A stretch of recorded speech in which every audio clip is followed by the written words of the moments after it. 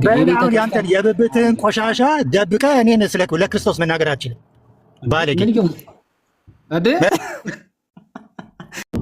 ኦርቶዶክስ ለምን አትሆንም የሚለው ቀጥል። ኦርቶዶክስ ማንሆንበት ምክንያት የመጀመሪያው ነጥብ ማርያም የኢየሱስ ክርስቶስን ቦታ ወስዳለች። እሺ ማርያም የኢየሱስ ክርስቶስን ቦታ ወስዳለች የሚል ማስረጃ እስኪ የቱ ጋር ማስረጃ ላቀርብልህ? እሺ አቀርብልህ። ነገረ ማርያም 663 ነገረ ማርያም 663 የቤተ ክርስቲያኒቱ መጽሐፍ ስለሆነ ነገረ ማርያም 663 ምንድነው? ማርያም ለማማደል ብላ ሞታለች ይላል። ነገረ ማርያም 663 ምንድነው? ነገረ ማርያም 663 የሚባል ነገር አለ። ምንድነው? መጽሐፉ አለ። መጽሐፉ ላይ ላንብብልህ ወይም ላሳይበት ቪዲዮ። ነገረ ማርያም 663 አሁን እቺን ነገር እንዳነብ ትፈቅድልኛለህ ወይስ አትፈቅድልኝም? ተረጋጋ ጋሽ ኦብዘርቨር። እሺ ላንብብልህ። በቃ ክፈተው። እሺ ላንብብልህና እሺ ላንብብልህ። መጀመሪያ ላንብብልህ። ክፈተው። እሺ ከፍትልሃለሁ። ያኔ እሺ አንዴ እስከ ትንሽ ያዘ። 663 የሚባል ለኔ ፎር ዘ ፈርስት ታይም ፔጁን ነው የነገርኩህ። ፔጁ 663 ነገረ ማርያም ይባል የማን መጽሐፍ ነው? የኢትዮጵያ ኦርቶዶክስ ቤተክርስቲያን ነው። ማን የጻፈው? ቤተክርስቲያን ነው። ማን የጻፈው? ምን ይላል? ክፈተው እንጂ ምን ይላል አትበል ወዳጅ፣ ክፈተው። ቦታው ስላልተመቸኝ ነው። አንዴ ቆይ፣ ቦታ እየፈለግኩ ነው። አንዴ ጠብቀኝ በእናትህ። እሺ ታግዘኝ። ግድ የለም ጦርነት የለም። ስለዚህ ከዶግማ ትምህርቷ ማትቀበለው የለም። ነገረ ማርያም ነው ጥያቄ የሆነብህ። ከዶግማ ትምህርቷ ምንም ጥያቄ የለህም ማለት ነው። ለዓለም ሁሉ አማላጅ ሆና ሞታለች ይላል። አይ ለዓለም ሁሉ አማላጅ ሆና ሞታለች ምን ክላሽ የሚያደርግ እኮ። ለዓለም ሁሉ አማላጅ ሆና ሞታለች የሚባል ነገር የለም ወዳጅ። ኦኬ የለም። ለዓለም ሁሉ እስቲ ድገመው። ምንድነው የሚለው? እስቲ አንዴ ምንድነው ያልከው? ድገመው። ላንብብ እንደገና። አንዴ ድገመው እስኪ። ምንድነው ያልከው? ኦኬ በደንብ አድርጌ ላንብብልህ። ምንድነው ያልከው? አሁን ያልከውን ድገመው። እመቤታችን እግዝእትነ ማርያም የተወለደች ዕለት በአባትና አሁን ያልከውን ድገመው። እኔ እኮ ባይዘው የመግባባት ችግር አለባችሁ ማለት የምትባሉትን መስማት አትችሉም ነው ችግሩ፣ እሱ ነው። አሁን ያልከውን ድገመው ስትባል እየደገምኩልህ እኮ ነው። በእናትህ ታገስ፣ በእናትህ አሁን ያልከውን መጀመሪያ አሁን ያልከውን ታገስ፣ በእናትህ ላንብብ። እሺ ታገስ። አሁን ያልከውን ነው የምትደግመው። ቆይ ከፍተህ ነው የምታነበው። እኔ ጤነኛ አይደለም እንዲህ ልጅ። ከፍተህ ነው የምታነበው። ከፍተህ ከማንበብ በፊት ግን አሁን ያልከው ምንድን ነበረ? እስኪ ድገሙ። ለዓለሙ ሁሉ አማላጅ ሆና ሞታለች ይላል። እሺ እንደዛ ይላል። አሁን ክፈትና እንደዛ የሚለው ታሳይ። እሺ ልክፈትልህ። ስለዚህ ኢየሱስ ክርስቶስን ሙሉ በሙሉ ወስዳለች ማለት ነው ባጭሩ። ክፈታው እና አንብብ እባክህ። ይኸው ከፍቼ አነባለሁ እኔ አለሁልህ። ይኸው ነገረ ማርያም ይኸው 663 ክፈተው። መጽሐፉ ክፈተው። አንዴ ሶፍት ነው። ፎቶግራፍ ነው ያነሳሁት። ስለማይ ፎቶግራፍ ማንሳት አልችልም። መጽሐፉን ያላነበብከው መጽሐፍ ስክሪንሻት አድርገህ ያንተን የብብትህን ቆሻሻ ደብቀህ እኔን ለክርስቶስ መናገር አልችልም። ባለጌ ይሳደብ። በቃ እነዚህ ናቸው መጨረሻቸው። ማርያም ለዓለም ሁሉ ድነት ሞታለች ይላል። ቆይ አንዴ ስድቡን ምን አመጣው? ፎቶግራፍ ማንሳት አልችልም። ማን ያለው? ባለጌ ብለህ መሳደብ ምን አመጣው? ምን አይነቱ ነው? አይ ለምን ትሳደባለህ ነው? ፎቶግራፍ ማንሳት አልችልም፣ እችላለሁ። ቆይ አይ ትልቅ ሰው አይደለህ ወይ? ለምን ትሳደባለህ ነው ያልኩህ። አሁን ፎቶግራፍ ማንሳት እችላለሁ ወይስ አልችልም? ትልቅ ሰው አይደለህ ወይ? ለምን ትሳደባለህ ነው ያልኩህ። ኦኬ ነገረ ማርያም ላይ ማርያም ጥያቄን ስማ መጀመሪያ። ለምን ትሳደባለህ? መጀመሪያ ምን አደረገ? ሁሉ ድነት ሞታለች ይላል። መጽሐፉ አለ ሆይ ነው ያለህ አይደለ? ቆይ ስማ፣ ለምን ትሳደባለህ? ቤተክርስቲያን አይደለ? ለምን ትዋሻለህ? ለምን ትሳደባለህ? ለምን እናንተ ያለ እንደናንተ ያለ ቅጣቱ የበዛበት ነው ታውቃለህ አይደል? እሺ አሳየናው፣ መጽሐፉን አውጣውና አሳየንሽ። አስወረድኩት።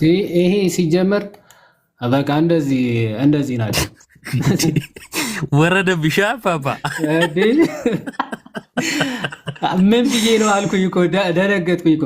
አይዞሽ ደነገጥኩኝ ብሎ ከዛ ምን አድርጌ ፎቶ ማንሳት አልችልም። ምን አይነት ባል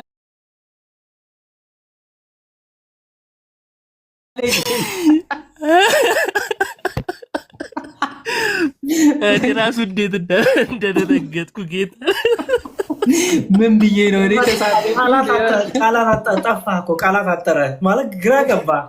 ምን ትበል የምር ምን ብዬው ነው እኮ ወዲያውኑ እንደደነገጠም ስለገባኝ ነው እኔ ራሱ የገባሁት እና እኔ ራሱ ደንግጬያለሁ። እንዴ ባልተጠበቀ ሁኔታ ድንገት አዘነበብሽ። አይዞሽ። ኧረ ይመቸው ኦብዘርቨር። ከዛ ፎቶ ማንሳት እችላለሁ አልችልም? እችላለሁ አልችልም? ኧረ ይመችህ አንተ ከባድ ሰው ነህ ኦብዘርቨር። እኔ እኮ በጣም የሚገርመኝ ትምህርት ላይ ማውራት ይኸው ከባድ ነው ከነሱ ጋር። አሁን ነገረ ማርያም እንዲህ በቃ እንትኑ ነው የያዘው ማለት ነው። ነገረ ማርያም ምንድን ነው? መጽሐፉ ምንድን ነው? ማነው የጻፈው? ከየት ነው የመጣው? በቃ እነ ቀለሜ ቁጭ ብለው ሲሳደቡ የሚውሉትን ምናምን ይሰሙና ከዛ ፎቶ ስክሪንሻት ያነሳሉ። ሀሳቡ ይበል አይበል they don't really care ማለት ነው። እኔ ትላልቆች ናችሁ ቢያንስ አይደል? አንድ ሰው ትልቅ ከሆነ እኮ ማገናዘብ ይችላል። ከህፃናት በተለየ መልኩ ህፃናት የነገርካቸው ሁሉ ቢቀበሉ፣ አዎ እድሜያቸውም ማለት ማገናዘብ የሚችልበት ደረጃ ስላልደረሰ የነገርካቸው ሁሉ ይቀበላል። እናንተ እንደ ህፃናት የተነገራችሁ ሁሉ ዝም ብላችሁ አሜን እያላችሁ የምትሰሙ የአይምሮ ህፃናት፣ ኦኬ፣ በአይምሮ ያልበሰላችሁ መሆናችሁ የሚያሳይ ፎቶ ማንሳት አልችልም ይችላል። ማይ ብራዘር መጽሐፉን አንብበ የምርም እንደዛ ያምናሉ ወይ ኦርቶዶክሶች ብለ፣ አዎ እንደዛ ስንል ሰምተ፣ ኦኬ፣ እንደው እመቤታችን ለዓለም ሁሉ ሞታ አማላጅ ሆናለች የሚል ትምህርት ስናስተምር ሰምተ እንደዛ ብትል ኦኬ፣ ከዛ በኋላ በቃ አመዛዝነ ነው ይባላል። የሆነ ስክሪንሻት ይዘ የቀለሜ ሐሳብ ጨምረህበት እዚህ መጥተ እንደዛ ነው የምታምኑት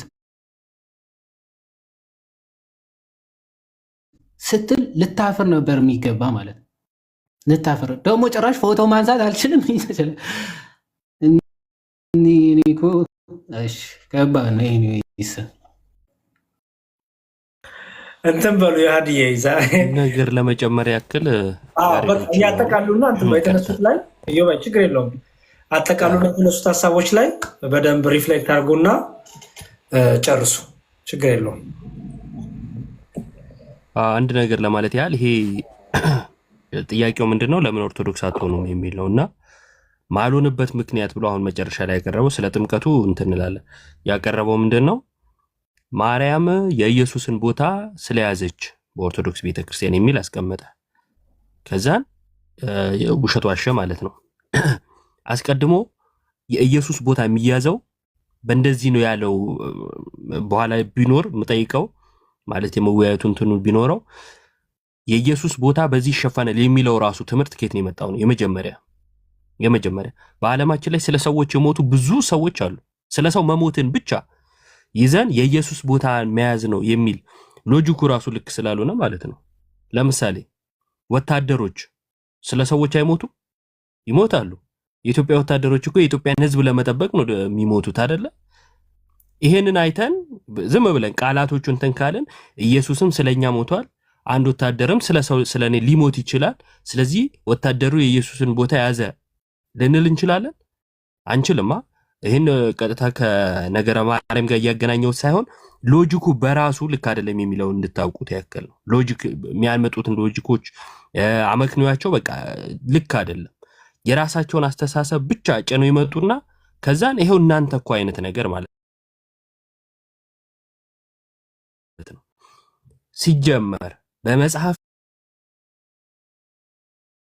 ያለው በቤተ ክርስቲያን ትርጓሜ የሚቃኝ ነው። በመጽሐፍት ያለ ኢቭን በመጽሐፍ ቅዱስ ያለ እንኳን ማለት ነው። አንድ ለምሳሌ ያን ነገር አንስተን እሱ በተረጎመው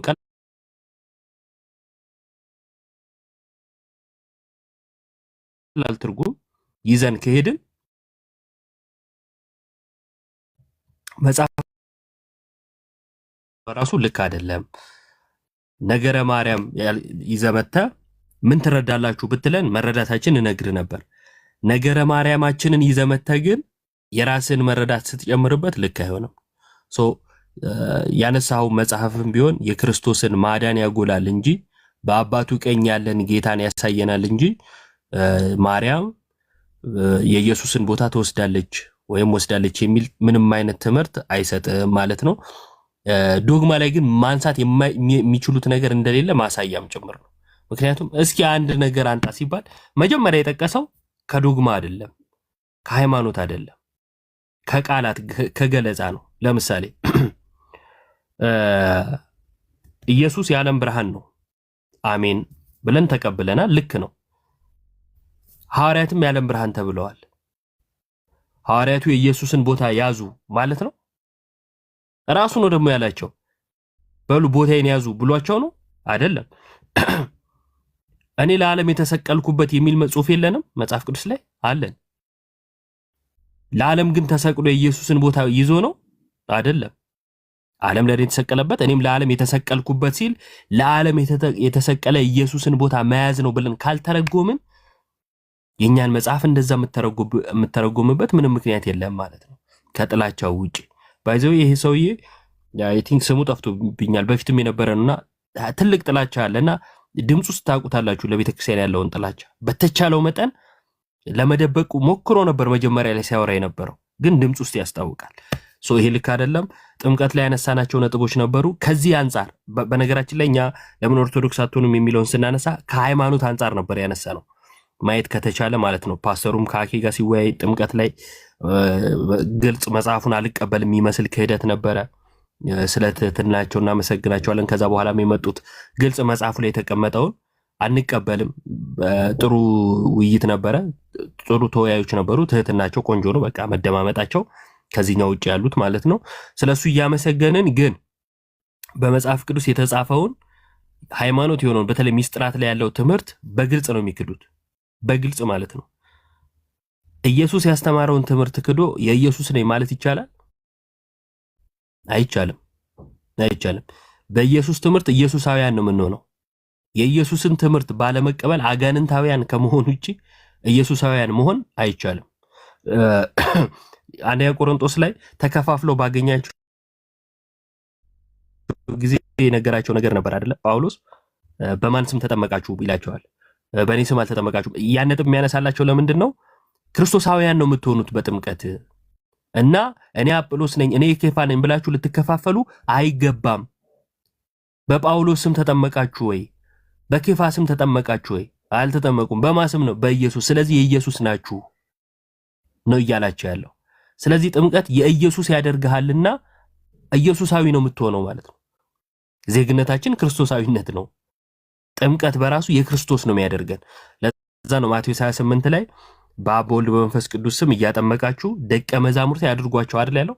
ደቀ መዝሙር መሆን ማለት ምን ማለት ነው ሲባል በሌላ ስፍራ ላይ መጽሐፍ ቅዱሳችን የጌታ መሆን የኔ ያድርጓቸው ብሎ ይተረጉመዋል፣ ወይም የእሱ መሆን ብሎ ይተረጉመዋል። የኔ ያድርጓቸው እያለን ነው። የእርሱ የምንሆነው ደግሞ በጥምቀት በኩል ነው። ሳናምን ነው አይደለም፣ ማመን ለሚችል ማለት ነው አምነን። ስለዚህ የእርሱ መሆኛውን ሰው ተቃውሞ የእሱ ነኝ ማለት አይችልም።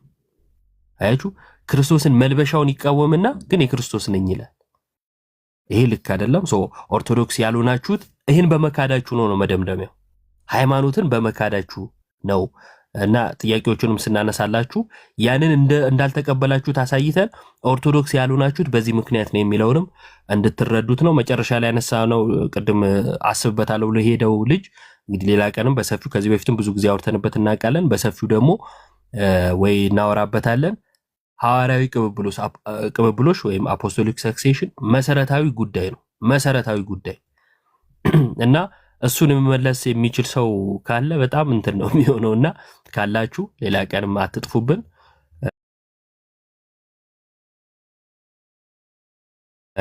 ጴንጤዎች ደግሞ እሱ ላይ እስቲ አንዳንድ ነገሮችን አንቡ ከምን አንጻር ነው ምናምን የሚለው ምናልባት ሌላ ቀን ስንገባ ገብታችሁ ትነግሩን ይሆናል። ያሬዶ እናመሰግናለን። እግዚአብሔር ይስጥልን፣ ቃሎት ያሰማለን። እሺ ዮባይ በጣም እግዚአብሔር ይስጥልን፣ እናመሰግናለን። በጣም አሪፍ ውይይት ነበረ። እኔ እናንተ ስትመጡ ለእናንተ ቅድሚያ እሰጣለሁ። ምክንያቱም አንደኛ የበሰለ ውይይት ስለምታደርጉ፣ ሁለተኛ በደንብ ያው ሚዲያ ላይ ያለውን ነገርም ብዙ ነገር ስለምታውቁት ከዛ አንጻር ነው እና እኔም ስለምማር ነው። በጣም አሪፍ ቃሎት ያሰማለን ዮባይ። ዮሐንዬ ደግሞ አጠቃላይ ሀሳብን። ኦኬ ቃሎት ያሰማልን ሁላችሁም፣ ያሬዶም ቅድምም አኬም ምናምን ነበሩ። በአሪፍ ውይይት ነበረ ቀኑ። በጣም ጥሩ ተወያዮች ምናምን ገብተው ነበረ። ብዙ ተማማርን። ጥሩ ትምህርቶች፣ አሪፍ ፕሮቴስታንቶች መጥተው ነበረ። እውነትም የምርም ለቃሉ ምናምን የሚታመኑ ኦኬ።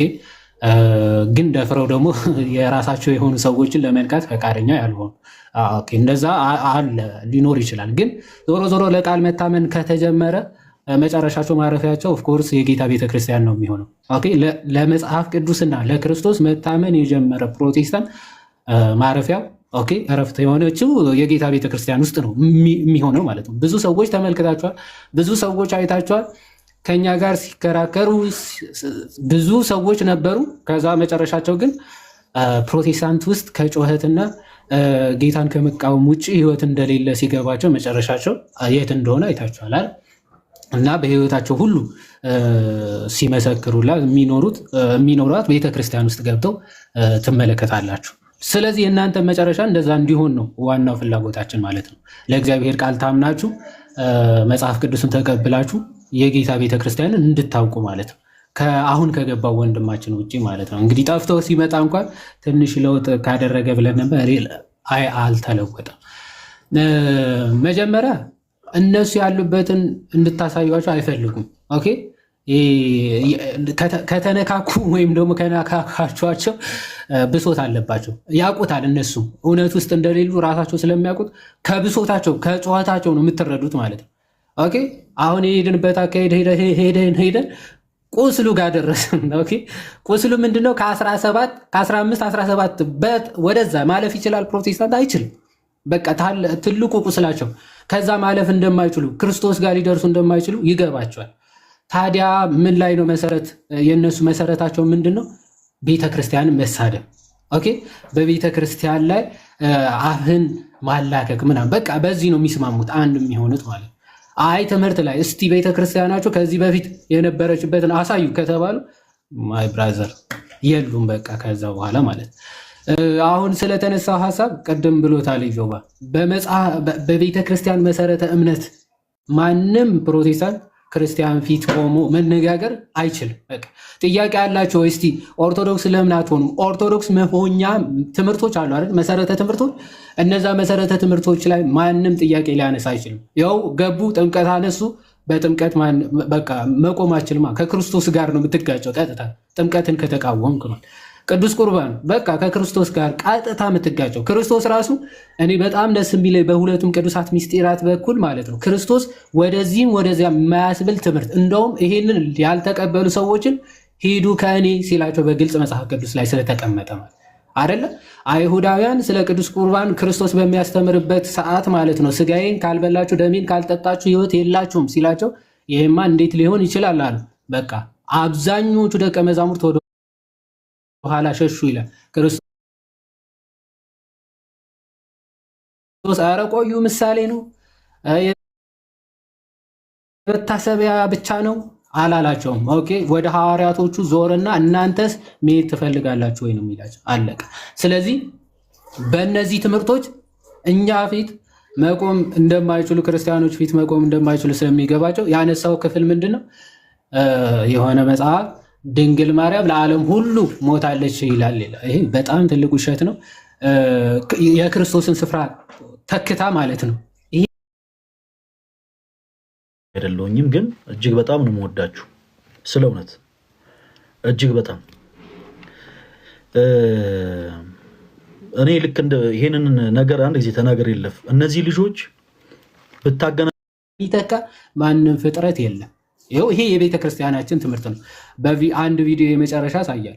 ሁሉም ቅዱሳን ተሰብስበው ቢሞቱ የክርስቶስን ደም የሚተካ ማንም ፍጥረት የለም። ለዛ ነው ቤተክርስቲያናችን ሁልጊዜ ምን ትላለች?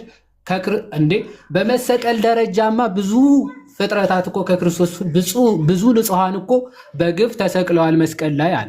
ግን አንዱም ፍጥረት የክርስቶስን ደም ሊተካ የተቻለው ማንም የለም። አባ ጊዮርጊስ ዘጋስጫ የሚናገሩት በመጽሐፈ ምስጢር በመስቀል ላይ የተሰቀለ ብዙ ሰው የለም አለ። አንድም ሰው ግን መስቀልን የቀደሰ ማንም የለም ይላል። ብዙ የንጹሐን ደም በከንቱ ፈሷል፣ ከአቤል ጀምሮ እስከ ዘካርያስ ድረስ። ኧረ ዘካርያስ አይደለም እስከ ክርስቶስ 144,000 ንጹሐን ህፃናት 144,000 ንጹሐን ህፃናት በግፍ ተገድለዋል። የነሱ እንደ ወንዝ ቢፈስ ደማቸው ፍጥረትን ማዳን የሚችል ደም ነው? አይቻልም። ኦኬ፣ ለዛ ነው የፍጥረት ሁሉ ተሰብስቦ ዋጋ ቢከፈል ደም ቢፈስ ኦፍኮርስ የክርስቶስን ደም የሚተካ ፍጥረት በፍጹም የለም።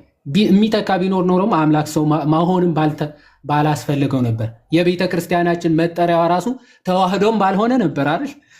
የቤተ ክርስቲያናችን መጠሪያዋ ተዋህዶ ነው።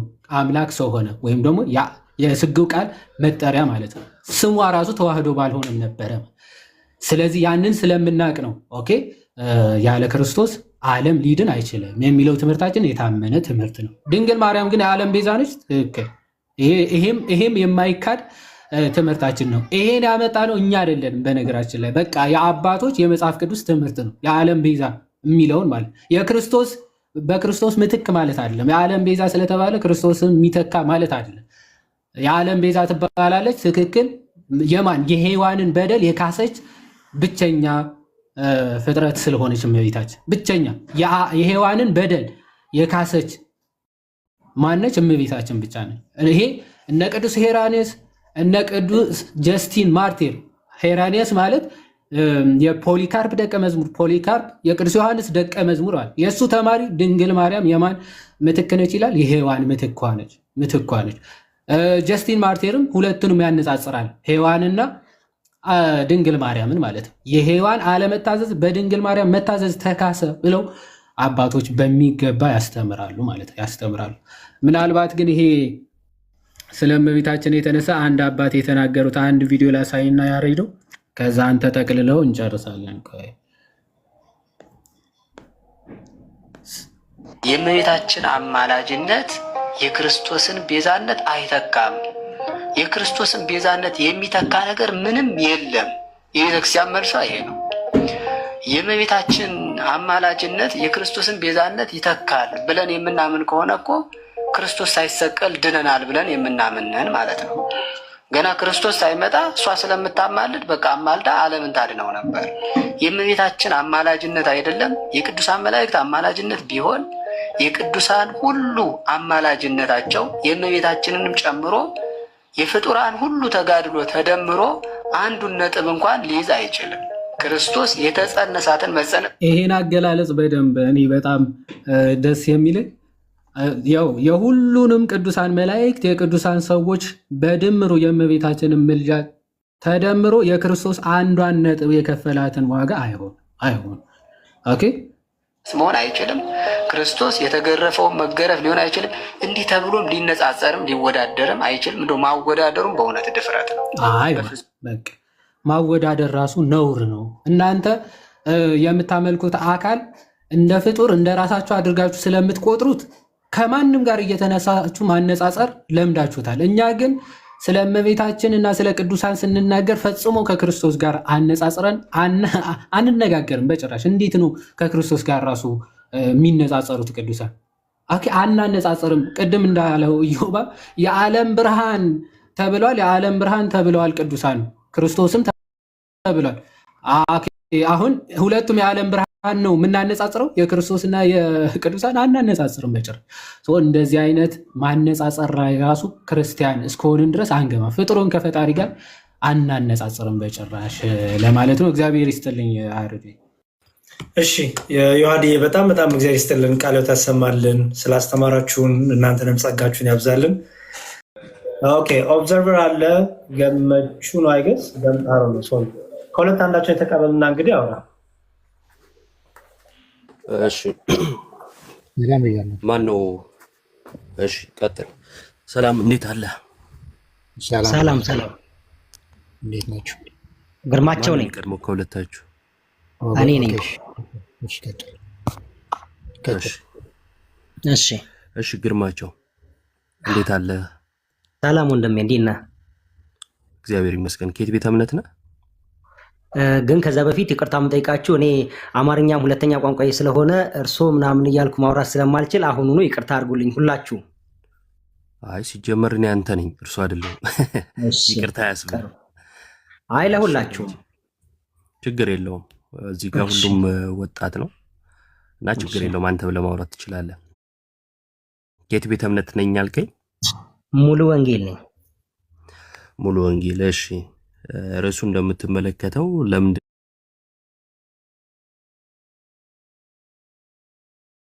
ነው ኦርቶዶክስ ማትሆኑት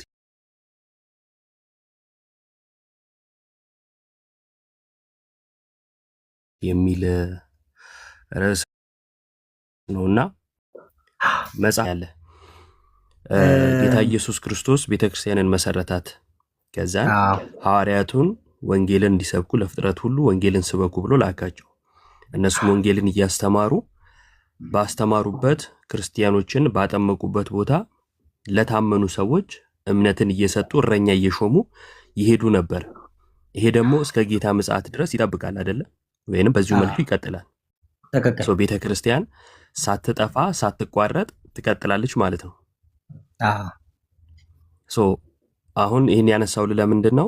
አስቀድሞ ጌታም ተናግሯል ስለ ቤተ ክርስቲያን። ቤተ ክርስቲያንን እሰራለሁ የገሃነም ደጆች አይችሏትም ብሏል። በኤፌሶን መልእክቱም ደግሞ ከእድፈት ወይም ከፊት መጨማደድ ጠበቃት ብሏል። እንዲሁም ጳውሎስ ደግሞ በጢሞቴዎስ መልእክቱ ላይ የእውነት አምድና መሰረት ብሎታል ቤተ ክርስቲያንን። ከመጽሐፌን ካየን አንተ ያለኸው ባልተቋረጠችው ባልጠፋችው ጌታ ከመሰረታት በኋላ ሳትጠፋ ሙሽራው ክርስቶስን የምትጠብቀው ቤተ ክርስቲያን ውስጥ ነህ? አዎ በትክክል። እሺ የሙሉ ወንጌል ነበር ያልከኝ አይደል? አዎ ሙሉ ወንጌል ነኝ።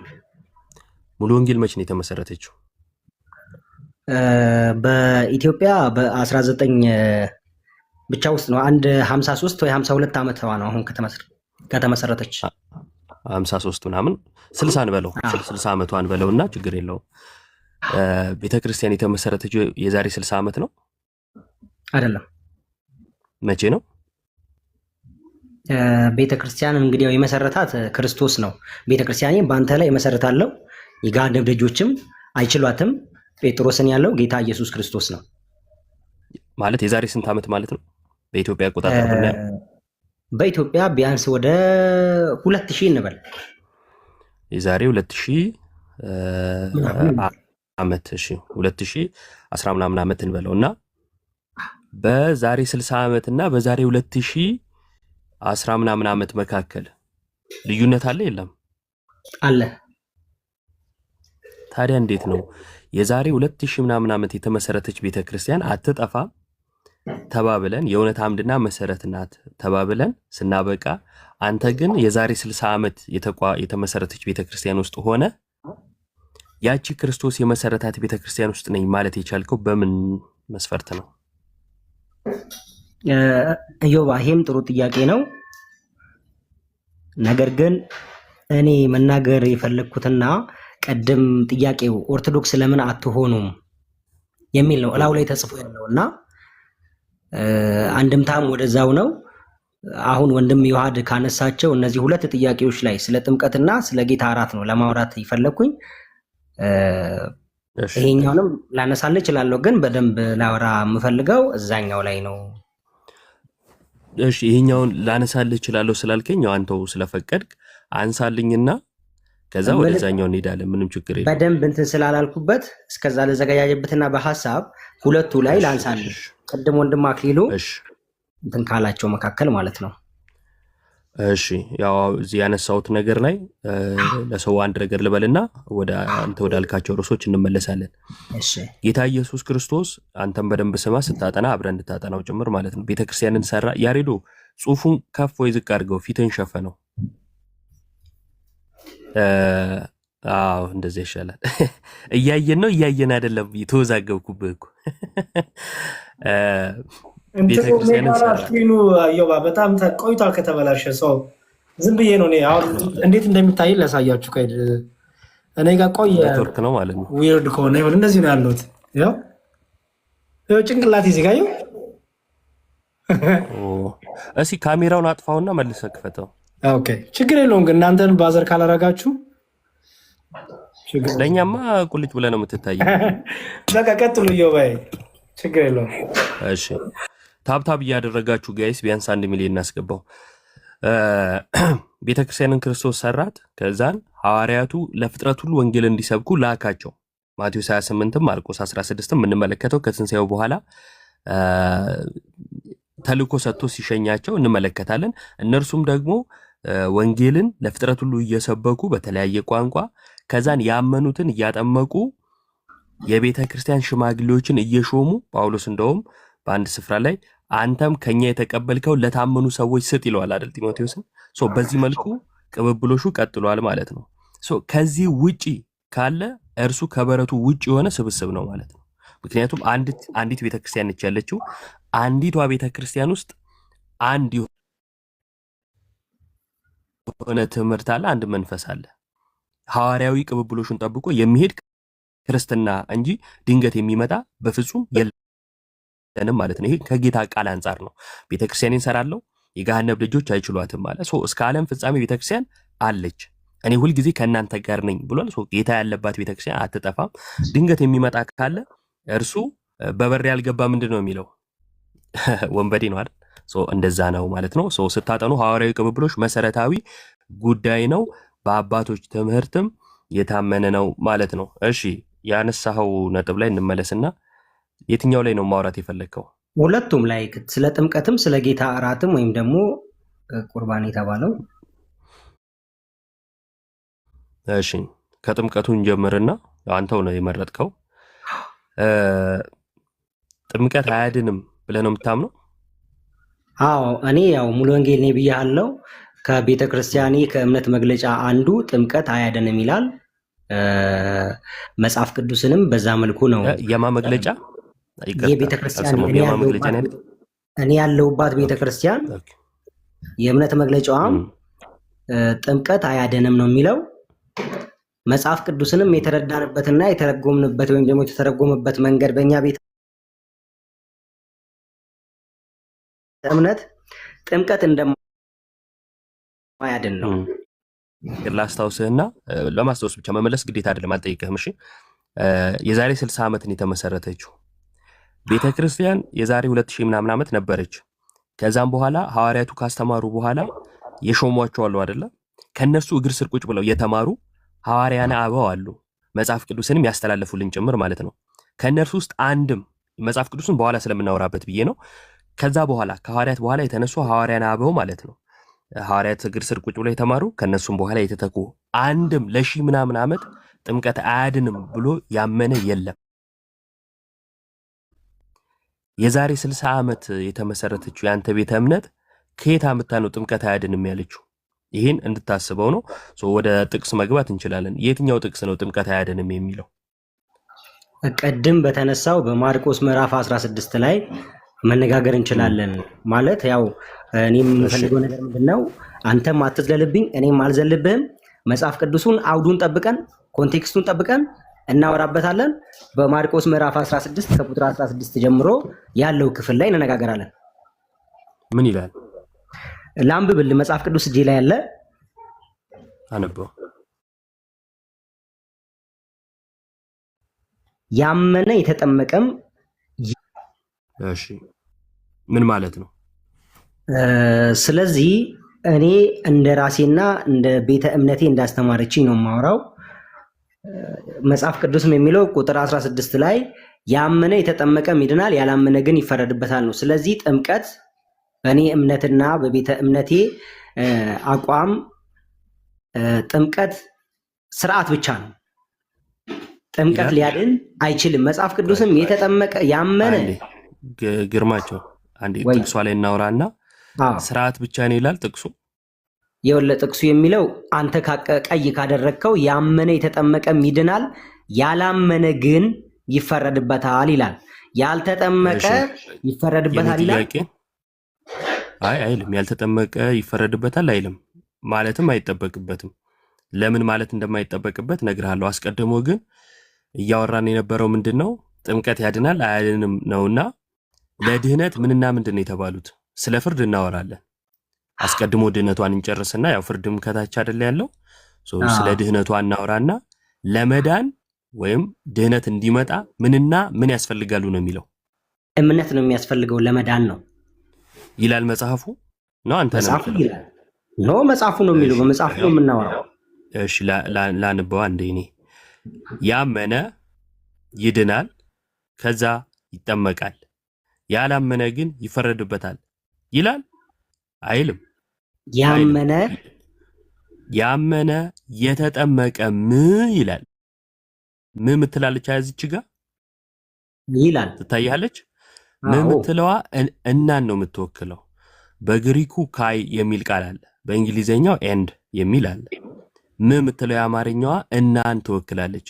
ያመነ እና የተጠመቀ ማለት ነው። የበላ እና የጠጣ ይጠግባል ካልኩ ለመጥገብ ምንና ምን አደረገ ነው የሚባለው? በላ ብቻ ነው የሚባለው? ጠጣም ይባላል። ምክንያቱም ስዘረዝር የበላ እና የጠጣ ጠገበ ስላልኩ ወይም ይጠግባል ስላልኩ ማለት ነው። እዚህም ጋር ያው ተግባቦት አማርኛውም ግልጽም ስለሆነ ማለት ነው።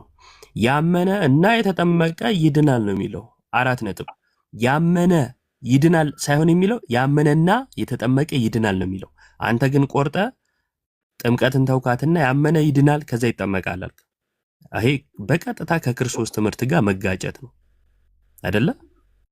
ነው ኢዮባዬ። ይኸውልህ ምናልባት አረዳዳችን ሊለያይ ይችላል። ይሄን አውቃለሁ አምናለሁ። መጽሐፉ የሚለው አንተ የያዝከው መጽሐፍ ያመነ የተጠመቀም ይድናል። የሚያስፈርደው ግን አለማመን ነው። የሚያስፈርደው ግን ምን እኮ ግርምዬ ፍርድ ጋር አልሄድኩም። ፍርድ ጋር እንመጣለን ብዬ ነበር። ድህነቷን እንጨርስ፣ ፍርዱ ጋር እመጣልሃለሁ።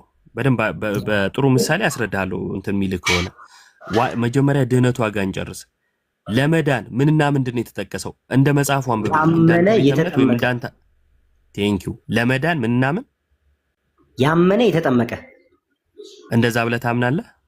ለመዳን ያመነ የተጠመቀ ብለህ ታምናለህ? ያመነ ይጠመቃል። ለመዳን ነው፣ ስርዓት ለመፈጸም ነው የሚጠመቀው። የት አለ እስቲ ስርዓት? አሁን ይኸው ለመዳን የሚለውን ይኸው እዚሁ ጋር ስላስነብብ እኔ ያመነ የተጠመቀ ይድናል ነው የሚለው። ድህነት የመጣው ከምንና ከምን በኋላ ነው?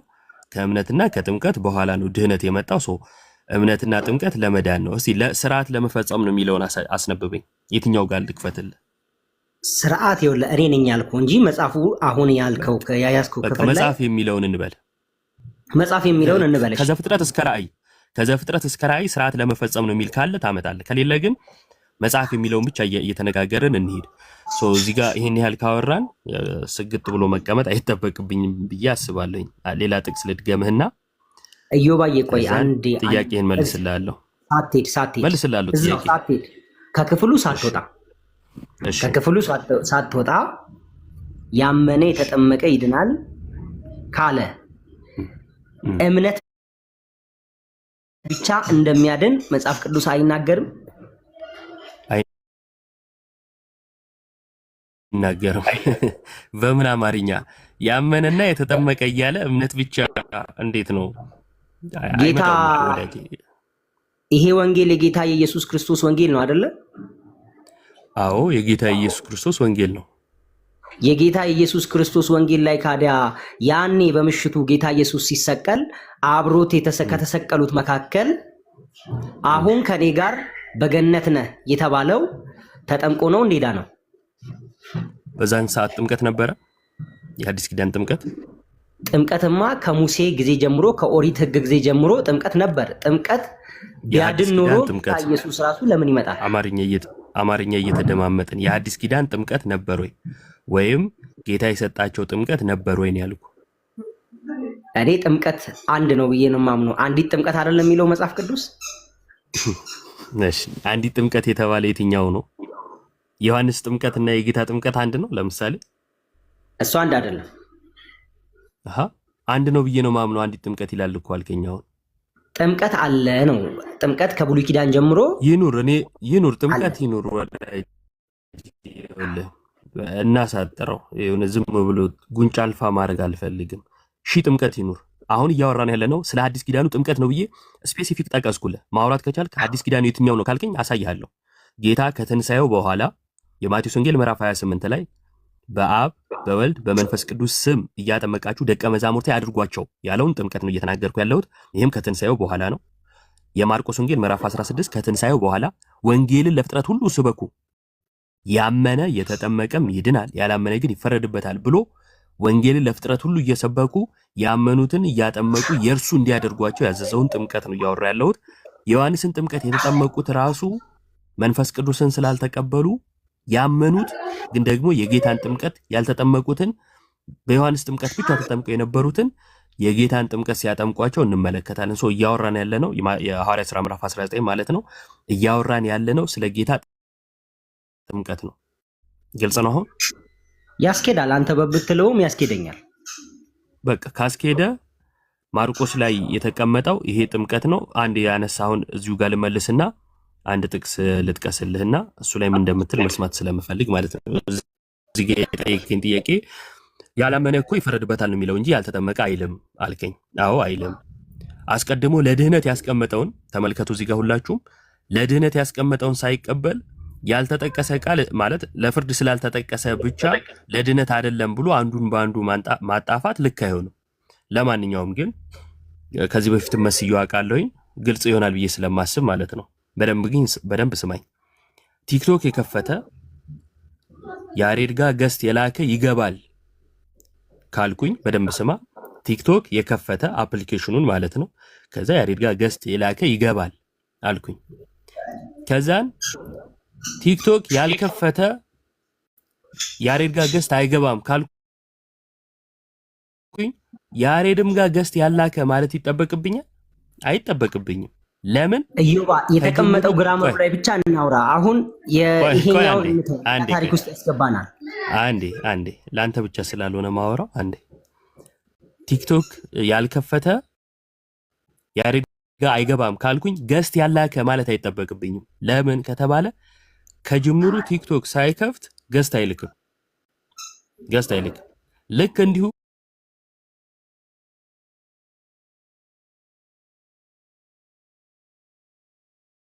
ገና ከጅምሩ ሳያምን አይጠመቅም። ቀውም ያላመነ ከዛ ያልተጠመቀም ይፈረድበታል ይባልልኝ ማለት ይሄ ትክክል አይደለም። ልክ ያልሆነም ፋላሲ ነው ማለት ነው። እሱን ብትታረመው ጥሩ ይመስለኛል። እሺ እዮባ አንዴ እዚሁ ጋር ከሌላ ቦታ ሳትሄድ ጻፊው የዚህ ወንጌል ጻፊ ማርቆስ ሲጽፍ መቼም በአይን ካየው ከሰማው ከተመለከተው ተነስቶ ነው የጻፈው። ከኔም ከናንተም የተሻለ አረዳድ ይኖረዋል ብዬ አስባለሁ።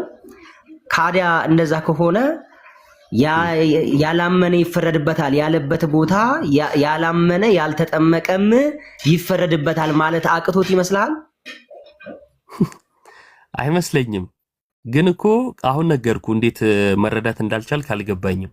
ይኸውልህ ከላይ ያመነ የተጠመቀም ይድናል አለ። ይኸው በቃ መቀበል ፍላጎት ካለ የጌታን ቃል የምትቀበል ከሆነ ተቀበለው። ለመዳን እምነትና ጥምቀት ተብሏል። ወደ ፍርድ ስትመጣ ያላመነ ይፈረድበታል አለ አይደለ? ከጅምሩ ሳያምን ስለማይጠመቅ ያልተጠመቀ ማለት አይጠበቅበትም። ግልጽ አይደለ?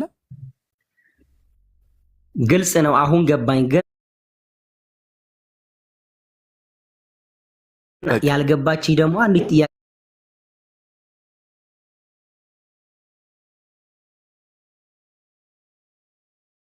ብቻ አለች። እሺ አሁን አንድ ህፃን ልጅ አምኖ ስለ እምነት ምኑን አውቆ ነው የሚጠመቀው? አቅም የተለያዩ ነገሮች ናቸው። አስቀድሞ ግን በኦርቶዶክስ ቤተክርስቲያን ላልከው በኦርቶዶክስ ቤተክርስቲያን ይሄ ጥቅስ ቅድምታችሁም ተጠይቆ ነበር። በዚሁ አጋጣሚ ልመልሰውና ያመነ የተጠመቀ ይድናል የሚለው የቤተክርስቲያናችን ትምህርት ነው፣ እንጠቀመዋለን። ያመነ የሚለው ግን ማንን ነው የሚያካትተው ከተባለ ማመን የሚችለውን ነው። እዚሁ ክፍል ላይ አንድ ነገር ላሳየ። ይህን ስል እንደው ዝም ብዬ እንዳይመስል አውዱን የተከተለ ፍቺ መሆኑንም እንድትረዳው ማለት ነው። እዛው ማርቆስ 16 ላይ አንተ ያነሳኸው ያላመነ ይላል አይደለ? ያላመነ የሚለው ህፃናትን ያካትታል? ያላመነ የሚለው አያካትትም። ስለዚህ እኮ ነው እኔ ጥምቀት ስርዓት ነው፣ ሰው ካመነ በኋላ ነው የሚጠመቀው ያልኩ ለዚህ ነው። ተው ስርዓት ምናምን የሚለው ጥቅስ የለህም፣ የራስህ ነው፣ ለራስህ ያዘው። እኔ በጥቅስ ነው እያሳየው ያለሁት። እንደዛ የሚል ትምህርት የለም። ከራስ የሆነውን ነገር ለራስህ ያዘው። እኛ ከመጽሐፍ የሆነውን ስለምንቀበል ማለት ነው። ያላመነ የሚለው ህፃናትን አያካትትም ማለት አየህ። ለህፃናቱ ምን አስቀመጥክ? ላለማመን አልደረሱም፣ አልያምንም አይሉም፣ ስለዚህ ሊፈረድባቸው አይገባም የሚል እምነት ስላለህ ነው አይደለ? ያመነ የሚለው ማመን የሚችሉትን ነው። መስራት የማይወድ አይብላ ሲል መስራት የማይወደውን እንጂ የማይሰራውን ማለት አይደለም። ህፃናት አይሰሩም ለምሳሌ ማለት ነው። መስራት ግን የማይወደውን አይብላ ተብሏል። ማይሰራው አይብላ ቢባል ኖሮ የታመሙ ህፃናት በእድሜ ከፍ ብለው የአእምሮ ህሙማን ሁሉ ባልበሉ ነበር ማለት ነው። መጽሐፍ ሲጠቀስ ለማን እንዴት የሚለው መሰረታዊ ጉዳይ ነው። ያመነ የሚለው የሚመለከተው ማንን ነው ከተባለ ማመን የሚችሉትን ነው። በእኛ ቤተክርስቲያን ለምሳሌ አንተ ብትመጣ አምነ ነው የምትጠመቀው፣ ሳታምን አትጠመቅም።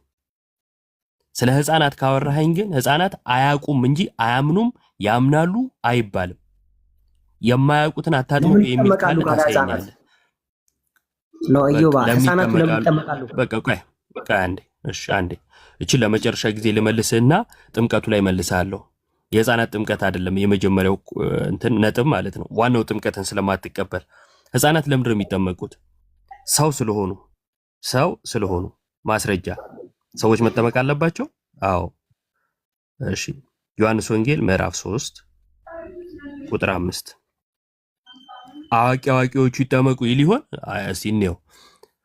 ኢየሱስም መለሰ ለኒቆዲሞስ፣ ከኒቆዲሞስ ጋር እየተነጋገሩ ነው። እንዲህ ሲል እውነት እልሃለሁ አዋቂዎች ትላልቆች ከውሃና ከመንፈስ ካልተወለዱ በቀር ወደ እግዚአብሔር መንግሥት ሊገቡ አይችሉም አይደለም የሚለው። ሰው ከውሃና ከመንፈስ ካልተወለደ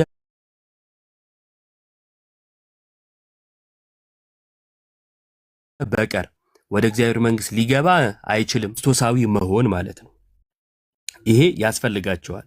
በብሉይ ኪዳን አንድ እንድትረዳው በዛው ማለት ነው። ስለ አፖስቶሊክ ሰክሴሽን ስታጠና ይሄንንም እንድታጠና ጥምቀት የሐዲስ ኪዳኑ ጥምቀት ማለት ነው በብሉይ ኪዳን ጥላ ነበረው። ለምሳሌ የእስራኤላውያን በደመናና በባህር መጠመቅ ጥላ ነበረ፣ ለጥምቀት ምሳሌ ነበረ። ታምናለህ ይሄንን? ምሳሌ ነው። እሺ ማርቆስ ማነው ቆሮንቶስ መልእክት ላይ አንደኛ ቆሮንቶስ ምዕራፍ 10 ላይ ከቁጥር 1 ጀምሮ ስታነብ ይሄን ታገኛለህ። በባህርና በደመና እዮባ ጥቅስ እያበዛ ነው። የቀድሞ ማርቆስና የአሁኑ ዮሐንስ በፍጹም የማይገናኝ ክፍል ነው። ሊተዋወቅ የማይችል ክፍል ነው። አዳምጠኝ ወዳጄ፣ ጠይቀኸኝ እምነትን እየመለስኩ ከታች ሆኜ ማዳመጥ እችላለሁ። እዮባ ለመነጋገር አይደለም ማዳመጥ ብቻ ነው። ቆይ እየጠየቅህ አይደለም ማዳመጥ ብቻ ነው። እስካሁን እየጠየቅኸኝ እየመለስኩ አይደለም። አዳምጬ ጨረስኩም ሐሳቤን። አንደኛ፣ ሁለተኛ ነገር ደግሞ እምነቴን እንጂ እምነትህን እያብራራው አይደለም። ጥቅስ በዛ ይሄና ያ ምናምን የምትለው ያንተ አመለካከት ነው። የኔን እምነት ስነግር ለምንድን ነው ያንተን አመለካከት እንዳወራ የምጠብቀው? የኔን እምነት ሳወራ እሰጥሃለሁ፣ ምንም ችግር የለውም። የኔን እምነት ሳወራ እንደኔ እምነት ነው ልትቀበል የሚገባው። ማለትም የእሱ እምነት ነው ብለህ እንጂ በአንተ እምነት መዝነ የኔን ጥቅስ ካልጠቀሰልኝ አይባልም። አይገናኝም ካልክ እሱን ታሳየኛለህ ማስረጃ እያወጣ። ለማንኛውም ግን በብሉይ ኪዳን የነበረው የእስራኤላውያን በባህርና በደመና መካከል መሻገራቸው የጥምቀት ምሳሌ ነበር። ሲሻገሩ አዋቂ ብቻ ናቸው ወይስ ህፃናትም ተሻግረዋል ከተባለ ህዝብ ነው የተሻገረው። ህዝብ ውስጥ ህፃናቶች አሉ። አንዱ እሱ ነው። ሁለተኛ ግርዘት። በብሉይ ኪዳን ግርዘት ነበረ። በየ8 ቀናቸው ይገረዙ ነበረ አይደለ? የእስራኤላውያን ልጆች እርሱ ለጥምቀት ምሳሌ ነው። አሁን በእጅ ባልሆነ ቆላሲስ መልእክት ላይ በግልጽ ነው የተቀመጠው። በእጅ ባልሆነ መገረዝ ተገረዛችሁ። ከዛ ቀጥሎ ምን ይላል? በጥምቀት ከእርሱ ጋር አንድ ሆናችሁ ብሎ ይናገራል። በብሉይ ኪዳን የነበረው ያ ግርዘት በወላጆች እምነትና በወላጆች ፈቃድ የሚፈጸም ነበረ። ህፃናት ልገረዝ አልገረዝ የሚል ተማክረው አይደለም። በሐዲስ ኪዳንም የክርስቲያን ልጆች ክርስቶሳዊ ሆነው እንዲያድጉ በወላጆቻቸው እምነት ይጠመቃሉ። ይህ መጽሐፍ ቅዱሳዊ ነው። አይ መጽሐፍ ቅዱሳዊ አይደለም የሚል ሰው ካለ ይኸው ሕፃናት አይገረዙ አይጠመቁ የሚል ማስረጃ ሊያቀርብ ይገባል። እምነታችን ከሕፃናት አንጻር ይሄ ነው። ከጥምቀት አንጻር ቅድም የጠቀስኳቸው ጥቅሶች ናቸው። ማስረጃ ወጥተህ ይህን የሚቃወም ነገር ካለ ታሳየኛለህ። ካልሆነ ወደ ጥምቀቱ ሀሳብ ተመለስና የሕፃናቱን ትንሽ አቆየውና ጥምቀት ለድህነት የሚለው ላይ ማውራት ትችላለህ። ቀጥል። ዮብ እድሉን ስለሰጠኝ አመሰግናለሁ። ማቴዎስ ምዕራፍ 28 ላይ ቅድም መጀመሪያ ላይ እንደ መግቢያ የተጠቀምከው ክፍልና የማርቆስ ምዕራፍ 16 እንዳነሳ ነው። የማቴዎስ ላይ ምን ይላል? ወደ ዓለም ሁሉ ሂዱ ወንጌልንም ለፍጥረት ሁሉ ስበኩ አይደለም የሚለው? ክፍሉን ላውጣው። ያው እኔ ሃርድ ኮፒ ስለሚለው ያም ካለ በኋላ ማቴዎስ 28 ቁጥር 19 ላይ በአብ በወልድ በመንፈስ ቅዱስ ስም እያጠመቃችሁ ደቀ መዛሙርቴ አድርጓቸው ይላል። ምን የሆኑትን? ያመኑትን አይደለ? ትክክል። ያመኑትን በአብ በወልድ በመንፈስ ቅዱስ በክፍሉ ቀደም ካስረዳው እንግዲህ በእኛ ቤተክርስቲያን ያለውን ነገር ካስረዳው ውጪ በቀጥተኛ ንባቡ እንየው። ቀጥተኛ ንባቡን ይዘን አግኝቼዋለሁ፣ ላንብብልህ። እንግዲህ ሂዱና አሕዛብን ሁሉ ከላይ ከፍ ልበል ተራራ ገሊላ ሄዱ። ባዩትም ጊዜ ኢየሱስም ቀረበና እንዲህ ብሎ ተናገራቸው፣ ስልጣን ሁሉ በሰማይና በምድር ተሰጠኝ። እንግዲህ ሂዱና አሕዛብን ሁሉ በአብ በወልድና በመንፈስ ቅዱስ ስም እያጠመቀቻችሁ ያዘዟቸው።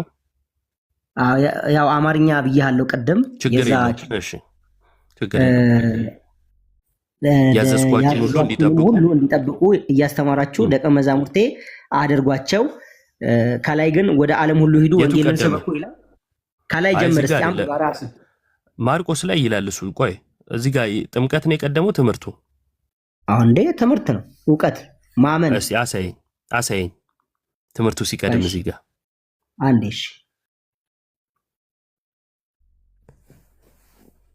ተመልከቱ። ቀደም በኦርቶዶክስ ቤተክርስቲያን ለአዋቂዎች እና ለህፃናት ምን አይነት ትምህርት አለ የሚለውን አሳይቻለሁ። እሱ በዛ መነጽር ከታየ ግልጽ ነበር። አንዱ በቀጥተኛ ንባቡ ከተባለ ግን እዚህ ጋር የሚቀድመው ጥምቀት ነው።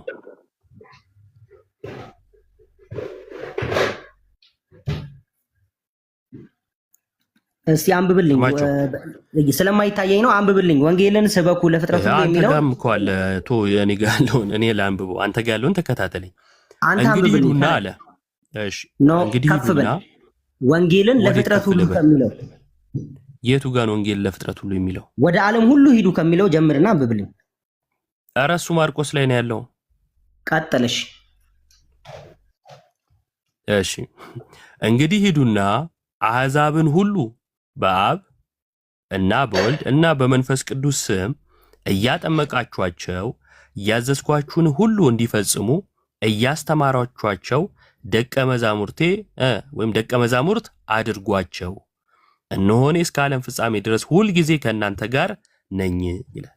ስለዚህ ጥምቀት ነው ትምህርትን የቀደመው። እዚህ ጋር አመኑ፣ ካመኑ በኋላ ተማሩት፣ ከተማሩ በኋላ የቱ ጋር ነው አመኑ የሚለው? በኋላ ደቀ መዝሙር ሆኑ።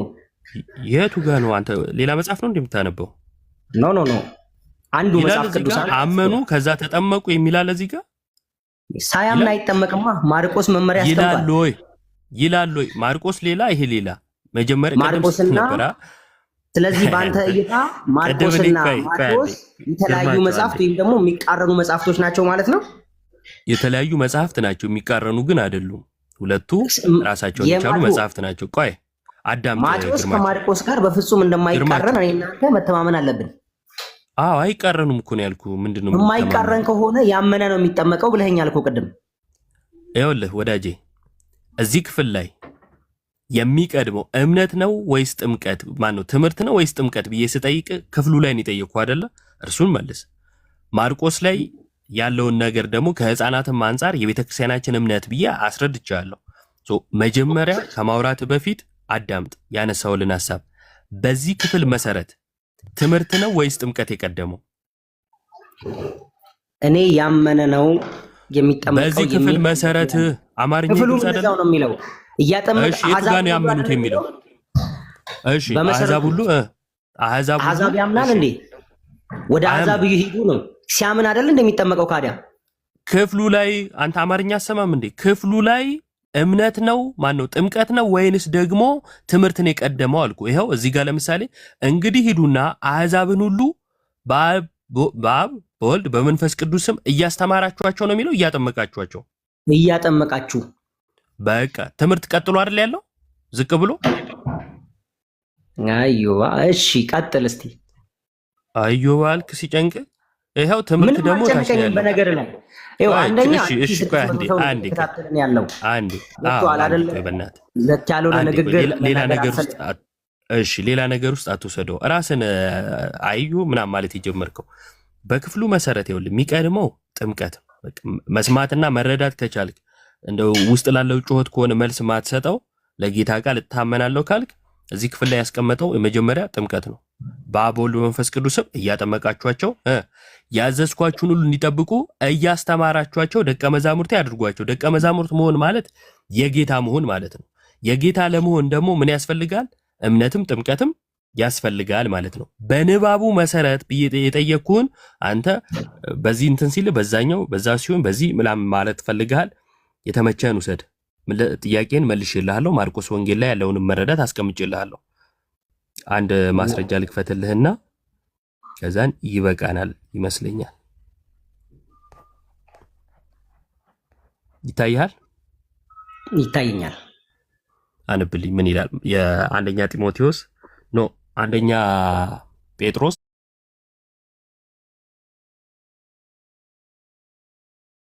ምዕራፍ 3 ቁጥር 20 ደግሞ ማለት ጥምቀት ምሳሌ ሆኖ አሁን ያድነናል። የሰውነት ዕድፍ ማስወገድ አይደለም፣ ለእግዚአብሔር የበጎ ሕሊና ልመና ነው እንጂ ይህም በኢየሱስ ክርስቶስ ትንሣኤ ነው ይላል።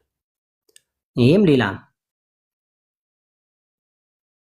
እዚህ ክፍል ላይ ሌላ ነው። አንደኛ ጴጥሮስ ካልኩኝ ሌላ ነው። ምን አትቀበለው ነው? ሀሳብ ጋር በፍጹም የማይሄድ የማይገናኝ ሌላ ሀሳብ በቃ አለመሄዱን በትርጓሜ ታሳየኛለህ። መጀመሪያ መነሻችን ማርቆስ ምዕራፍ 16 ነው። ግርማቸው ማይሄድ ከሆነ ስተረጉም በትርጉም አለመሄዱን ታሳየኛለህ። እሺ በቃ አነብልሃለሁ። አለመሄዱን በትርጓሜ የኔን ስህተት ታሳየኛለህ። ከጅምሩ ዝም ብለህ አብሮ አይሄድም እያልክ የመጽሐፉን ሐሳብ እንትን አትበለው።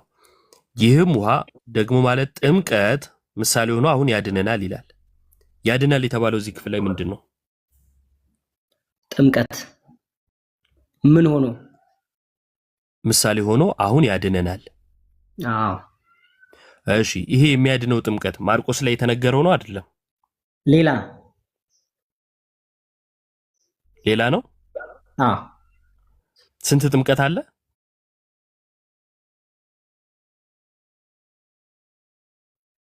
እንግዲህ ያው በደንብ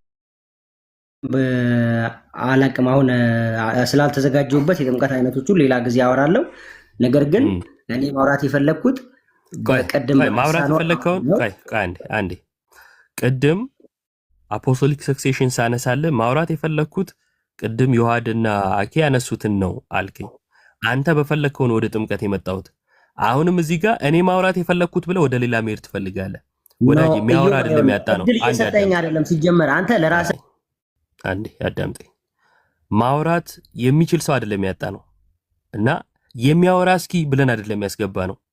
ለምን ኦርቶዶክስ አትሆኑም ማለት ትምህርት ላይ መረዳት የሚችል ማስረዳትም የሚችል ብለን ነው እንጂ ዝም ብሎ የሚያወራ ብለን አይደለም ያስገባ ነውና ማውራት ብቻ አይደለም ፍላጎታችን። የተነገረውን ነገር መቀበል ከቻልክ ተቀበል፣ መቀበል ካልቻልክና ስህተት ነው ካልክ በማስረጃ አፍርሰው እንጂ እኔ ማውራት የምፈልገው እያልክ ወደ 10 ቦታ አትርገጥ። እዚህ ክፍል ላይ የተጠቀሰው ያድናል የተባለው ጥምቀት የማርቆሱ ነው ወይ ስለ አይደለም አልከኝ አይደለ? ስንት ጥምቀት አለ ስለ አልተዘጋጀውም ነው ያልከኝ። ካልተዘጋጀ እኔ ላዘጋጃ እዚሁ አንድ ክፍል ላሳይህና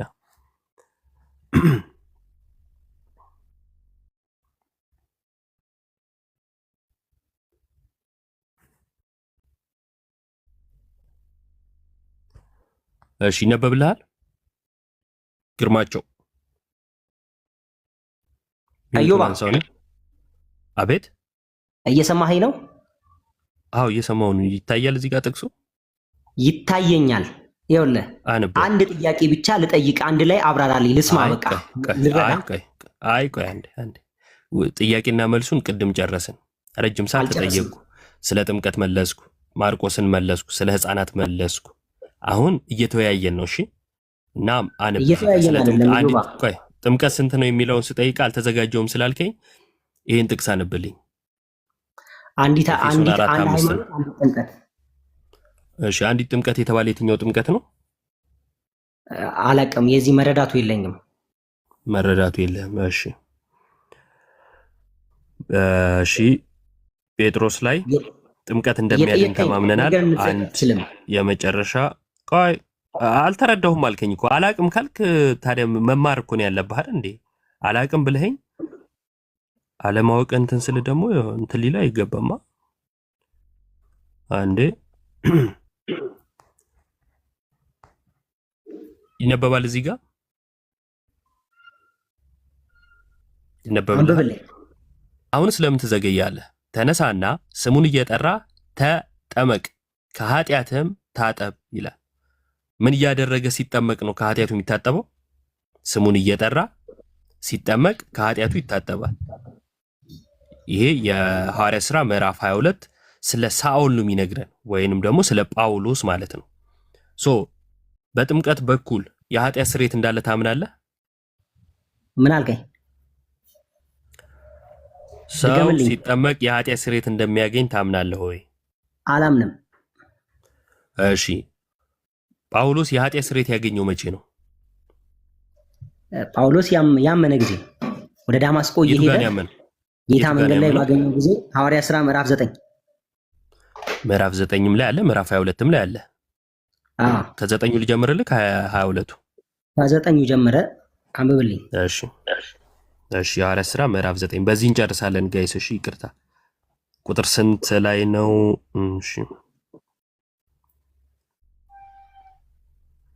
እሺ ከቁጥር 1 ጀምሮ እናንብበው። ይታያል? ታነባለህ ወይስ ላንብብ? አንተ አንብበው፣ እኔ አይኔ በደንብ ስለማይታይ። እሺ ከምዕራፍ 9 ቁጥር 1 ይቅርታ። ሳኦል ግን የጌታን ደቀ መዛሙርት እንዲገድላቸው ገና እየዛተ ወደ ሊቀ ካህናት ሄደ። በዚያ መንገድ ያሉትም ሰዎች ወንዶችና ሴቶችም ቢያገኝ እያሰረ ወደ ኢየሩሳሌም ያመጣቸው ዘንድ በደማስቆ ላሉት ምኩራቦች ደብዳቤ ከእርሱ ለመነ። ሲሄድም ወደ ደማስቆ በቀረበ ጊዜ ድንገት በእርሱ ዙሪያ ከሰማይ ብርሃን አንጸባረቀ። በምድርም ላይ ወድቆ ሳለ ሳኦል ሳኦል ስለምን ታሳድደኛለህ የሚለውን ድምፅ ሰማ። ጌታ ሆይ ማንህ አለው። እርሱም አንተ የምታሳድደኝ እኔ ኢየሱስ ነኝ። የመውጊያውን ብረት ብትቃወም ለአንተ ይብስብሃል አለው። እየተንቀጠቀጠና እየተደነቀ ጌታ ሆይ ምን አደርግ ዘንድ ትወዳለህ አለው። አመነ። የዚህን ጊዜ እየጠየቀ ነው። አዎ ጌታ ሆይ ያለው አምኖ ነው ሳያምን? ገና እየጠየቀ ነው። አልገባውም፣ አላወቀም። አይ ጠየቀ እኮ አንተ ማንህማ ብሎ ጠየቀ። ከዛን እኔ የናዝሬቱ ኢየሱስ ነኝ፣ የመውጊያውን ብረት ብትቃወም ለአንተ ይብስብሃል አለው። ከዛን ግን እየተንቀጠቀጠና እየተደነቀ ጌታ ሆይ ምን አደርግ ዘንድ ትወዳለህ አለው። ምን ላድርግ ነው ያለው? ማንህ አላለም። ማንህን ጨርሷል ከላይ። በዚህን ጊዜ አምኗል ወይስ አላመነም? አላመነም። እሺ ጌታም ተነስተህ ወደ ደማስቆ ግባና ታደርገው ዘንድ የሚያስፈልግህን ይነግሩሃል አለው። ሳያምን ነው በደማስቆ የሚያደርገው የሚነገረው? ኦልሬዲ ጌታ ተገለጠለት ሂድ አለው። ሳያምን ነው ወይ ነው ጥያቄ።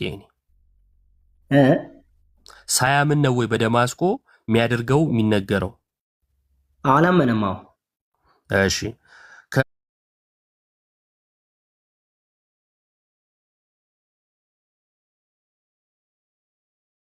እርሱም ጋር በመንገድ የሄዱ ሰዎች ድምፁን እየሰሙ ማንን አልበላምም አልጠጣምም። በደማስቆም ሐናንያ የሚሉት አንድ ደቀ መዛሙርት ነበረ። ጌታም በራእይ ሐናንያ ሆይ አለው። እርሱም ጌታ ሆይ እነሆኝ አለ። ጌታም ተነስተ ቀን ወደሚባለው መንገድ ሂድ፣ በይሁዳ ቤትም ሳኦል የሚሉትን አንድ የጠርሴስ ሰው ፈልግ፣ እነሆ እርሱ ይጸልያልና ሐናንያ የሚሉትም ሰው ገብቶ ደግሞ እንዲያ እጁን ሲጭንበት አይቷል አለው። ሐናንያም መልሶ ጌታ ሆይ በኢየሩሳሌም በቅዱሳንህ ላይ ስንት ክፉ እንዳደረገ ስለዚህ ሰው ከብዙዎች ሰምቻለሁ። በዚህ ስምህ የሚጠሩትን ሁሉ ለማሰር ከካህናት አለቆች ስልጣን አለው አለ። ጌታም ይህ በአሕዛብ በነገስታት በእስራኤል ልጆች ፊት ስሜን ይሸከም ዘንድ ለእኔ የተመረጠ ዕቃ ነውና ሂድ፣ ስለ ስሜ ስንት መከራ ሊቀበል እንዲያስፈልገው እኔ አመለክተዋለሁ አለው። ልቀጥል? የቱ ጋር እንዳመነ ልታሳይ ነው። እሺ እንዳትረሳ። ሐናንያም ሄዶ ወደ ቤቱ ገባ፣ እጁንም ጭኖበት ወንድሜ ሳውል ሆይ ጌታ እርሱም በመጣህበት መንገድ የታየ ኢየሱስ ነው፣ ደግሞ ታይ ዘንድና መንፈስ ቅዱስ ይሞላብህ ዘንድ ላከኝ አለው። ወዲያውም እንደ ቅርፊት ያለ ከዓይኑ ወደቀ። ያን ጊዜም ደግሞ አየ፣ ተነስቶም ተጠመቀ። አሁን አመነ ማለት ነው። አሁን ቅርፊቱ ከዓይኑ በወደቀ ቅጽበት ጌታን አመነ ይላል። እስቲ እና አስነብበኝ ቁጥር ስንት ላይ ኢዮባ ይላል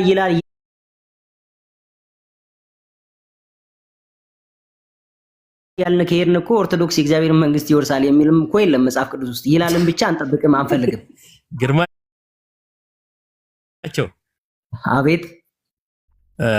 ሌላ ወሬውን እንቶ ያልተጠየቀውን ስለ ኦርቶዶክስ ምናምን 10 ጊዜ ኦርቶዶክስም እኮ ምናምን ትላለህ። ተወሱ የተጻፈውን ያልኩ ነኝ። አይ ወዳጄ አለማወቅህን እኮ ስለ ጥምቀት ያለህን መረዳት አየን።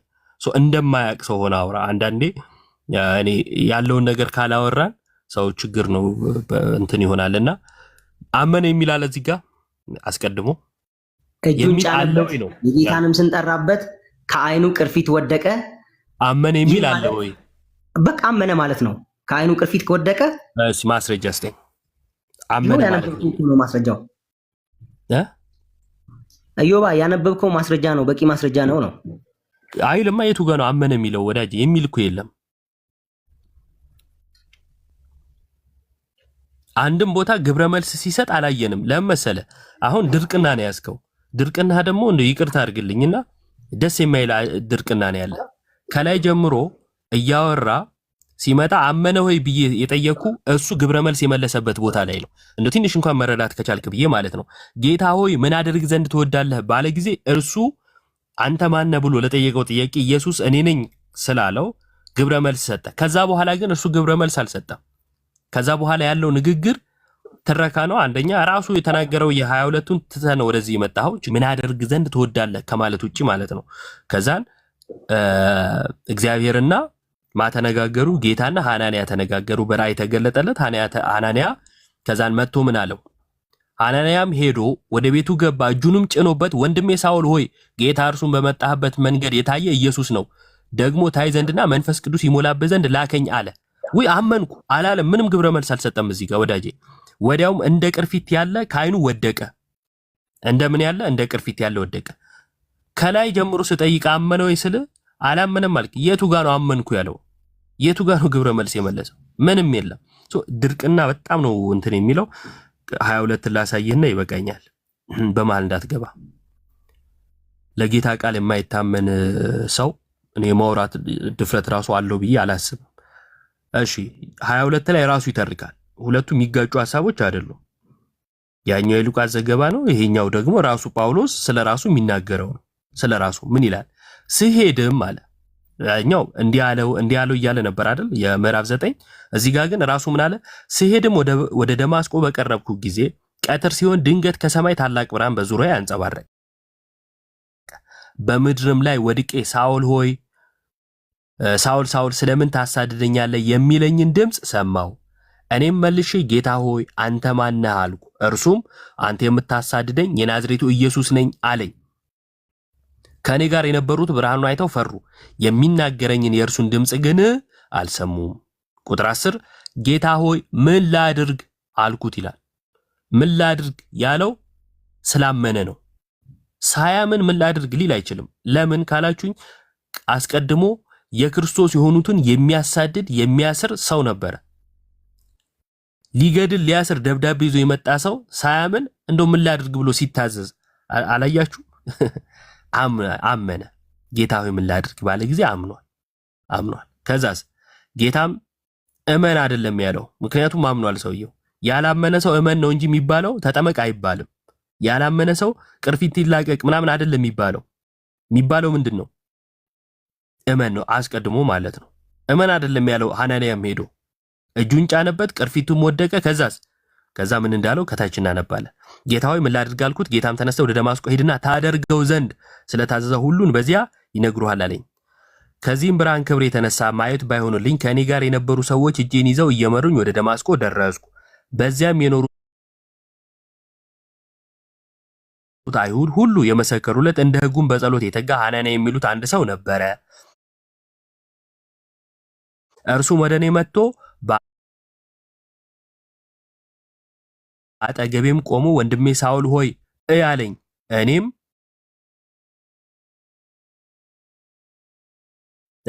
ያን ጊዜ ወደ እርሱ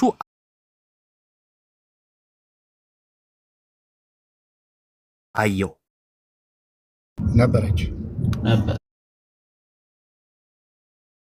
በጣም አሪፍ።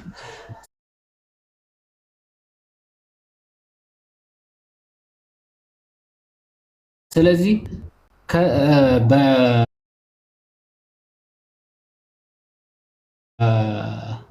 ለምሳሌ ማክሲማም የፕሮቴስታንት ጅማሬ ከሚለው እንውሰድ ነው እንግዲህ ከ15 17 ምናምን አካባቢ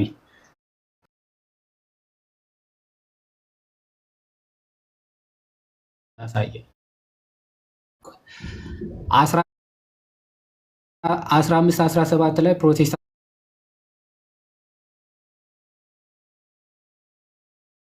ጀመረ በሉተር አይደል? ኦብዘርቭ። እሺ ከዛ በፊት ፕሮቴስታንቲዝም ከዛ በፊት ነበረ። ምን ማለት ነው? ፕሮቴስታንቲዝም ከዛ በፊት ነበረ ማለት የፕሮቴስታንቲዝም እንቅስቃሴ ወይም ደግሞ ትምህርቱ ይሄ አሁን ያለው የፕሮቴስታንት ትምህርት ከሉተር በፊት ነበረ። ኦኬ፣ ያልነበረው ማለት አልነበረ ማለት ትምህርቱ ነው ወይስ እንቅስቃሴ? ትምህርቱ ራሱ ትምህርቱ ይኖራል። ትምህርቱ ነበረ። ትምህርቱ ይኖራል። ለምን? መጽሐፉ አለ። በጣም አሪፍ። ቆይ ስለዚህ ያ ትምህርት አለ ብለህ ካመንክ ማለት ነው። እስቲ በዛ አሁን ከሉተር በፊት ሳይሆን ሉተርን ትጨምርና የቤቱ ርዕስ መስተካከል አለበት። አንዴ ቆይ ነበረ ስላልከኝ ይሄንን ሊድ ማድረግ አንዴ አሁን እኔ የሚደብረው ምን የሆነ ፖይንት ሚስ ልታረጉ እንደሆነ ስታስቡ ወይም ደግሞ ስትገምቱ መረበሽ ትጀምራላችሁ። እስካሁን ፍሎው አሪፍ እየመጣ ነበር። ቆይ አንዴ ከዛ በኋላ ለምን አትሆንም የሚለውን ጥያቄ ነው እጠይቃለሁ። አይመለከትም፣ ስለ ርዕሱ አይመለከትም። አሁን ተረጋግተህ ስማ እሺ፣ ረጋ በል። አያችሁ የሆነ ነጥብ ሚስ እንደሚያደርግ ምናምን አይነት ነገር ያስብና መረበሽ ይጀምራሉ። አትረበሽ። ኦኬ፣ እምነትን ወይም ደግሞ ያለህበት የምርም እውነት ነው ብለህ የምታስብ ከሆነ ያንን ኮንፊስ ለማድረግ አትፍራ። እኛ ስለማንፈራ ነው ይኸው ርዕሳችን ኦርቶዶክስ ለምን አትሆኑም ብለን ነው የጀመርነው። ስለዚህ ከዛ በፊት ትምህርቱ ነበረ ብለኸኛል። እስቲ መጽሐፍ ቅዱስ ብቻ የሚለውን ትምህርት ከዛ በፊት አሳየኝ። ልታሳየኝ ትችላለህ? መጽሐፍ ቅዱስ ብቻ የሚለውን ትምህርት ኦብዘርቭ ክፈታ። በእንደዛ መልኩ አይደለም የምንሄደው። የለም አይደለም። ብዬ አንድ ያዝልኝ በእናትህ። ምንም አትሆንም አይደለ? ያው ከኔ ጋር መነጋገር ችግር የለም። ከኔ ጋር ነው እያወራ ያለው ኦብዘርቭ። ስለዚህ ቆይና አንዴ አንተ ባነሳው መጽሐፍ ቅዱስ ብቻ የሚል አለ ወይ የሚል ነው የጠየቀኝ አይደል? ከዛ በፊት ትምህርቱ ነበረ ስላልክ መጽሐፍ ቅዱስ ብቻ የሚለው ትምህርት ከዛ በፊት ነበር። ያዘውና እኔ ለምን ኦርቶዶክስ እንዳልሆንኩ ላሳየህ። እዛ መልሰው እንጂ መጀመሪያ አሁን 3 ጊዜ ነው ሚዩት ያደረጋችሁኝ እንዴ? ምን እየሆንክ ነው? ኦብዘርቨር እየሰማህ ነው?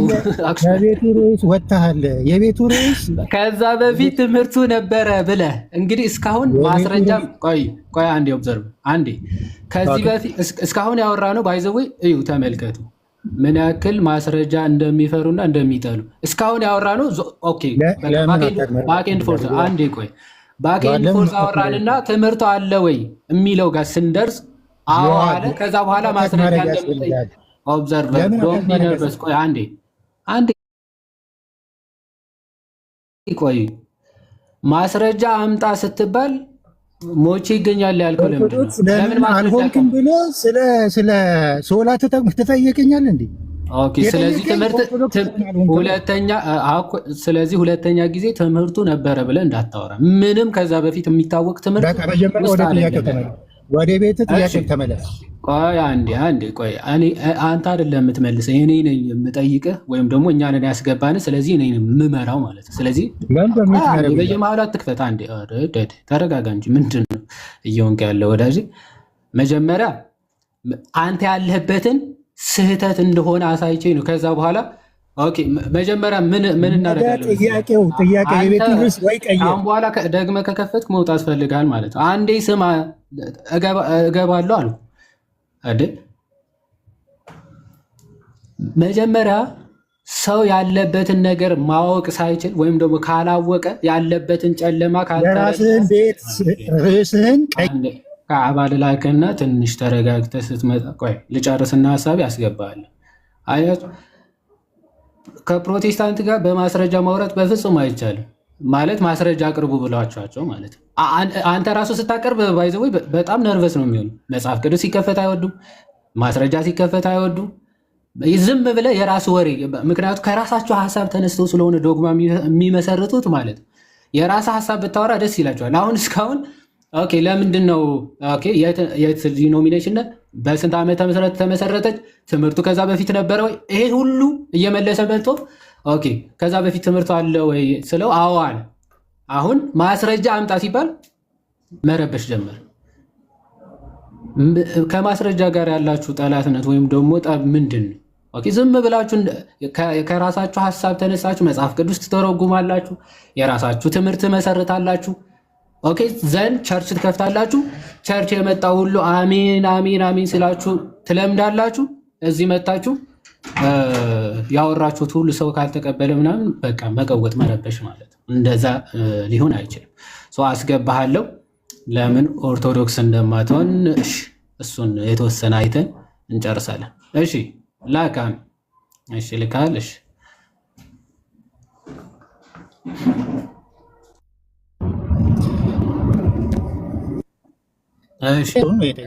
ርዕሱን አስተካክልና ጠይቅ። ርዕሱ ስለ ሶላ ከሆነ ሶላ ነው። እሺ አሁን ቀጥለው። ርዕሱ ሶላ ከሆነ በሶላ ጉዳይ ይመጣል። ርዕሱ ለምን ኦርቶዶክስ አልሆንም ተብሎ ሶላ እንዴት ይጠየቃል?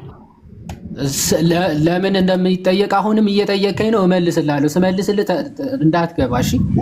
ምክንያቱም አንተ ያለው ጨለማ ውስጥ ነው፣ የሰው ትምህርት ውስጥ ነው ያለው ማለት ነው። ስለዚህ የሰው ትምህርት ውስጥ ምን ትሰራለህ? መጀመሪያ በምን ጨለማ ሆልዶን ሚዩት አድርግ። ጠይቀህ ሲመለስልህ አትደረብ አልኩ። የሰው ትምህርትና የሰው ስራ ውስጥ ሆነ ኦኬ ድህነት እንደማታገኝ መጀመሪያ ልታውቅ ይገባል። አንተ የሰው ትምህርት ውስጥ መሆንህ ካወቅክ በኋላ ደግሞ ስለዚህ ወዴት ነው ና እያልከኝ ያለው የሚለው ኦርቶዶክስ ለምን አትሆንም የሚለው ከዛ በኋላ የሚመጣ ነው። አንተ ጭቃ ውስጥ እንዳለ ጨለማ ውስጥ እንዳለ ሳታቅ ሳትረዳ ግን የኦርቶዶክስ ብርሃን ሊገለጥልህ አይችልም።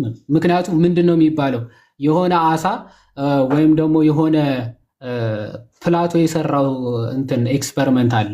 አንድ የተዘጋ ጨለማ እንትን ውስጥ የሚኖር ሰው ብርሃን ለማየት ወይም ደግሞ ወደ ብርሃን ለመውጣት እጅግ እንደሚፈራ ሁሉ አንተም ያለበት ጨለማ አንደርስታንድ እስካልተረዳህ ድረስ ስለ ብርሃን ጥቅምና እንትን የሚጠቅምህን ጥቅም መረዳት ይከብዳል። ለዛ ነው የጠየቅኩ መጀመሪያ ያለበትን ጨለማ እንድትረዳ የሰው ትምህርት እንደምትከተል ለማሳወቅ ነበረ። አሁን